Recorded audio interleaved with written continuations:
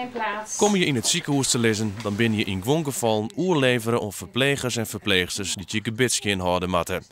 Want het komt voor dat een patiënt zijn eigen tosking net poetsen kan. Maar verplegend personeel weet vaak te min af van moederzorg. Voor de verpleging en patiënten wie de mogelijkheid om vragen te stellen over gebitsverzorging. Op welke manier moeten we een mond verzorgen? In welke positie kunnen we de patiënt het beste neerzetten? Is dat zittend of is dat liggend? Wat voor foefjes heb je om kleine kinderen te poetsen? Allerlei dat soort vragen. Nevens de experts van het MCL zo'n de verpleegkundige opleidings ook meer omdenken hamatten voor moederzorg. Maarten Gabriel zit in zijn laatste jaar HBO-verpleegkunde en herkent de kritiek.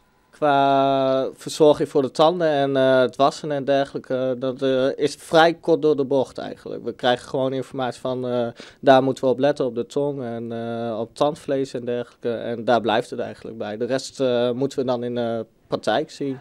Dat de moederzorg in ziekenhuizen net optimaal is te verklaren. Het wichtigste doel van het ziekenhuis is het behandelen van de ziekte van een patiënt. En daardoor zit de moederzorg er nog wel eens bij in. Wilst het wel heel belangrijk is. Denk bijvoorbeeld aan een mond die niet goed wordt verzorgd en een patiënt die daardoor een longontsteking op kan lopen. Denk aan problemen, iemand die diabetes heeft, die door zeg maar een ontsteking de diabetes ontregeld kan worden. Maar iemand die bijvoorbeeld te weinig speeksel heeft.